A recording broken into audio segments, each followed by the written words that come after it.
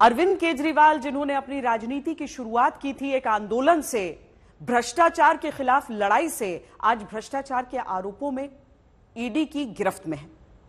ED के remand पर 28 तारीख तक उन्हें भेज दिया गया है। इस समय भारतीय जनता पार्टी के नेता, उनके सांसद मनोज तिवारी हमारे साथ हैं। बहुत स्वागत है मनोज जी आपका। देखिए, सीधे तौर पर आम आदमी पार्टी की तरफ से और अरविंद केजरीवाल की तरफ से आरोप यह लगाया जाता है कि यह कार्रवाई नहीं है, यह रंजिश है, यह दुश्मनी है, और इसीलिए है क्योंकि लोकसभा चुनावों से पहले आप लोग डर गए थे अरविंद केजरीवाल से।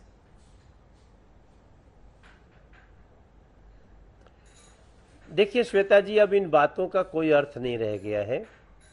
अरविंद केजरीवाल के गिरफ्तारी के बाद दिल्ली के हर गली में खुशी की खबर है, मिठाइयां बंट रही हैं, कई कई जगह तो लोग पटाखे भी फोड़ रहे हैं। मेरा मानना है कि दिल्ली को जो विश्वासघात हुआ है, जो दिल्ली की लूट हुई है सीधे सीधे अरविंद केजरीवाल जी के द्वारा, अब चूंकि अरविंद केजरीवाल को कोर्ट ने भी गिरफ्तारी से रोकने से मना कर दिया, इसलिए दिल्ली की जनता स्पष्ट समझ गई है कि एक व्यक्ति जो हमको बहुत चिकनी चुपड़ी बातें करते हुए आए थे, उस अरविंद केजरीवाल से बड़ा लुटेरा दिल्ली का कोई और है। इसमें लोगों को अब कोई शंका नहीं है कि सबसे बड़े लुटेरे हैं। मेरा मानना है कि जब कोर्ट में खुद ही गए और कोर्ट ने कह दिया कि हम आपकी गिरफ्तारी पर रोक नहीं लगा सकते, आपके खिलाफ जो प्रूफ है उस प्रूफ के बाद तो आपको बहुत पहले गिरफ्तार होना चाहिए था। तो अब अरविंद केजरीवाल चाहे राजनीतिक रूप से जितना भी दोषारोपण करें, भारतीय जनता पार्टी नहीं, अब उनका दोषारोपण कोर्ट पे माना जाएगा, क्योंकि उनके पहले भी साथी तो गिरफ्तार है। मनीष सिसोदिया जी को बेल देना क्या बीजेपी का काम है? संजय सिंह जी को बेल देना क्या बीजेपी का काम है? बेल देना कोर्ट का काम है, और कोर्ट ने कह दिया कि नहीं, ये लोगों का भ्रष्टाचार संगीन है, गंभीर है, और इन लोगों को इस जांच का सहयोग करना चाहिए। और मुझे लगता है कि जो रिमांड पे लिया गया है उसमें बहुत सारी चीजें क्लियर होकर दिल्ली के सामने आएंगी। मनोज जी, हालांकि कोर्ट ने इस दलील को स्वीकार किया, इसीलिए रिमांड दिया गया 28 तारीख तक का, लेकिन सिंघवी जी ने यह सीधे तौर पर कहा कि गिरफ्तारी की अव्वल जरूरत नहीं थी, और दूसरी बात यह कि ईडी की कार्रवाई ऐसे ही होती है कि पहले किसी को गिरफ्तार करो, उसको गवाह अपना बना लो, उससे गवाही दिलवा लो, और उसके बाद अगले नेता को गिरफ्तार कर लो। और अरविंद केजरीवाल के मामले में भी उनका आरोप था कि यही किया गया है कि बाकी लोगों को गिरफ्तार करके उनसे जबरदस्ती इस तरह का स्टेटमेंट लिया गया।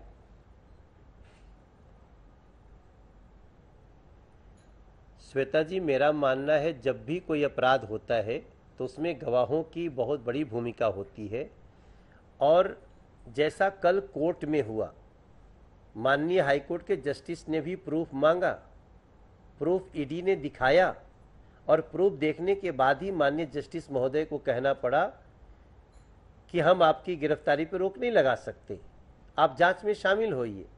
और मेरा मानना है कि इस देश में गवाह बहुत बड़ी भूमिका निभाते हैं, और अरविंद केजरीवाल के केस में जो भी पहले से लोग अरेस्ट हैं या जो उनके बयान है, उनको कोई, कोर्ट को तो हम नहीं कह सकते ना कि कोर्ट भेदभाव कर रहा है।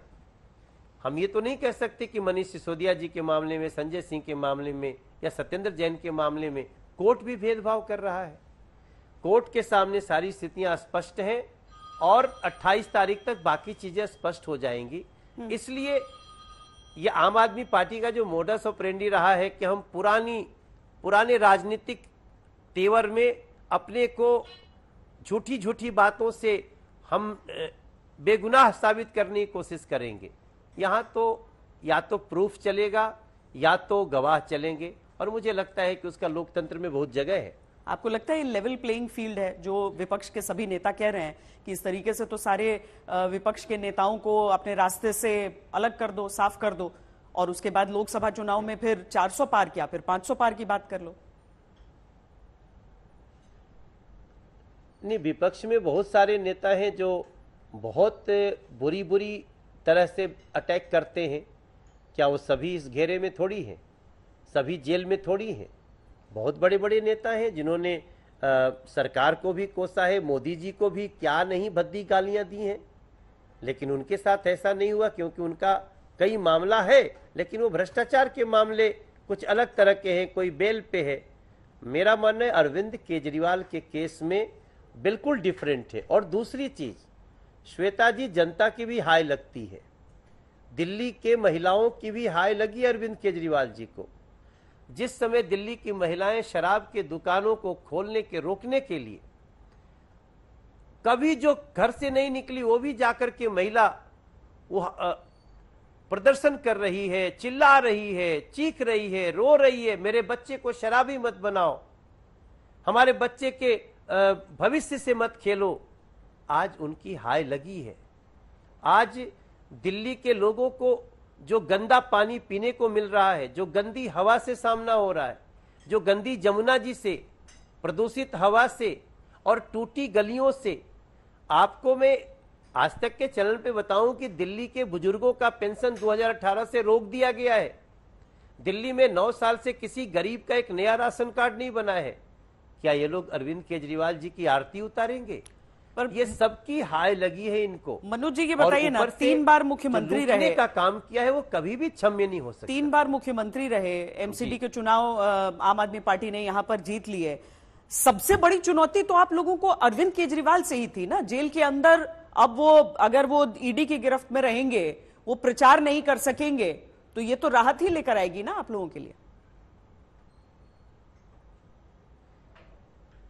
हमारे लिए अरविंद केजरीवाल कोई चुनौती नहीं थे।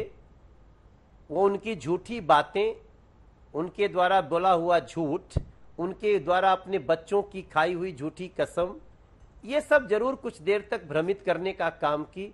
लेकिन अब दिल्ली का कौन व्यक्ति विश्वास करेगा श्वेता जी कि अरविंद केजरीवाल ने बच्चों की झूठी कसम खाई कि हम अपने किसी भी पार्टी से हाथ नहीं मिलाएंगे। आज क्या हो रहा है? तो जो अपने बच्चों की झूठी कसम खा सकता है, वो कितने बड़े बड़े झूठ बोल सकता है, ये मनोज तिवारी को बताने की जरूरत नहीं है। आपको लगता है दिल्ली की जनता उन्हें भ्रष्ट मान रही है अभी? हाँ, दिल्ली की जनता तो जो कमेंट्स कर रही है, मैं अभी गली में ही बैठा हूं, गली में किसी के घर में बैठ गया हूं, हमारे लोकसभा के वेलकम क्षेत्र में, और जो घरों के लोग कह रहे हैं, जो सभाओं में लोग तालियां बजा रहे हैं, कई जगह तो लोग ऐसी टिप्पणी कर रहे हैं अरविंद केजरीवाल के गिरफ्तार होने पे, बूढ़ी माताएं, कि वो मैं टीवी पे बोल नहीं सकता, मेरी एक मर्यादा है। लोग अरविंद को तभी भ्रष्टाचारी मान लिए थे जब अरविंद ने 8-8 सम्मन को इग्नोर किया, तभी दिल्ली की भोली भाली जनता, झुग्गी की जनता, अनऑथराइज्ड कॉलोनी की जनता, ये सब ने मान लिया कि जो हमारा घर बनाने की जगह अपना राजमहल बनाता है, वो कभी जनता का नहीं हो सकता। और जनता खुश है उनकी गिरफ्तारी पे। अरविंद केजरीवाल बार बार बोल रहे हैं कि हम जेल से सरकार चलाएंगे। मैं बड़ी स्पष्ट बताना चाहता हूं, दिल्ली को भी पता है, देश को भी पता है, जेल में रह के गैंग चलाए जाते हैं, जेल में रह के सरकार नहीं चला सकता कोई। और दिल्ली की जनता इसको भी अच्छी तरह से देख रही है। श्वेता, पहले मुख्यमंत्री हैं जो सिटिंग मुख्यमंत्री जो गिरफ्तार हुए हैं, तो जाहिर है कुछ सोच कर ही हुए होंगे ना मनोज जी की इस्तीफा नहीं दिया। हेमंत सोरेन ने पूरी पूछताछ के बाद जब कहा गया गिरफ्तारी हो जाएगी, तो उन्होंने जाके इस्तीफा दे दिया था और उसके बाद गिरफ्तार हुए थे। यानी केजरीवाल ये मन बना चुके हैं कि भीतर से चलाएंगे वो सरकार। देखिए, जेल में रह के मुख्यमंत्री सरकार नहीं चला सकता। बहुत सारी ऐसी चीजें हैं। मुझे लगता है संवैधानिक विशेषज्ञ लोग जल्दी ही 2-4 दिन में इस पे अपनी राय देंगे। ठीक है, क्योंकि जेल में रहा व्यक्ति चिट्ठी थोड़ी लिख सकता है, वो साइन करने थोड़ी जा सकता है। तो ऐसी परिस्थितियों में संविधान क्या रास्ता निकालता है, उसका हमें इंतजार और दिल्ली को भी इंतजार है। चलिए, बहुत बहुत धन्यवाद हमसे बातचीत करने के लिए सांसद। और एक बार फिर दिल्ली की जो 7 सीटें हैं उसमें भारतीय जनता पार्टी की ओर से उम्मीदवार मनोज तिवारी हमसे बातचीत कर रहे थे।